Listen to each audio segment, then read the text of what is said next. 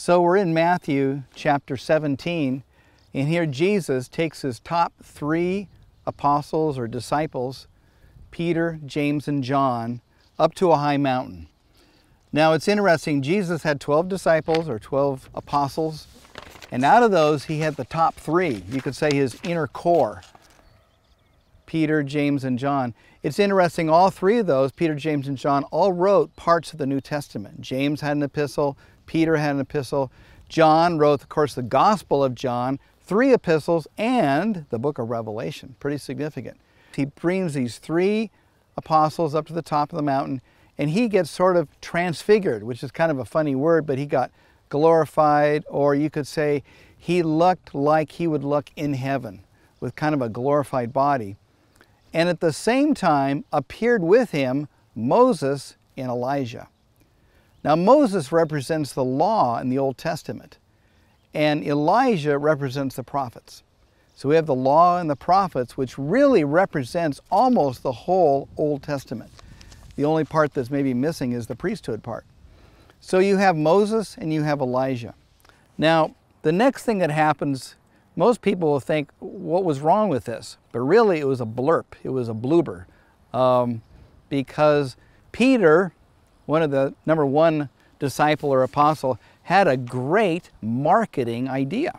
A great idea for Jesus. Because we're really going to make this thing big, okay? So his idea was, because there was a Feast of Tabernacles where the children of Israel had these tents and stuff like that, he said, hey, let's make 3 tabernacles or 3 tents. One for Jesus, one for Moses, and one for Elijah. Great idea. In other words, Peter, to capture the moment, wanted to make a museum or a monument out of this thing. And before Peter even started, or I should say finished talking, all of a sudden, God the Father starts talking out of the heavens and says, this is my beloved Son, hear him. In other words, dear Peter, your idea is great, but you know what? You need to just listen to Jesus.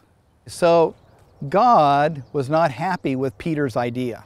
Peter had a great idea. He wanted to make a big monument to the supernatural event that happened on the Mount of Transfiguration, where Jesus appeared with Moses and Elijah at that point.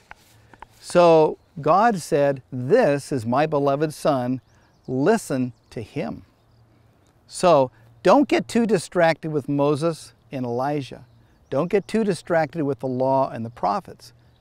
In fact, that was a big problem at the time with the religious people at the time of Jesus. They were super distracted with the temple, with the law, with the sacrifices, with the prophets. But when Jesus came, the Messiah, the Son of God, the beloved Son, they were like, who's this guy? They totally missed the Messiah. That's not something we want to do. So God says, listen to him. So it's interesting, as eventually what happened there was Moses and Elijah sort of disappeared and Jesus was left. So then it was just 3 disciples and Jesus. So sort of the moral of the story is, no matter what happens, whether it's high, low, depressing, or whether it's a high monument or high transfiguring miracle type event, you still need to keep your eyes on Jesus. So in Matthew 17, this little section on the Transfiguration ends with the following verse. It says, eventually they lifted up their eyes and they saw no one but Jesus only.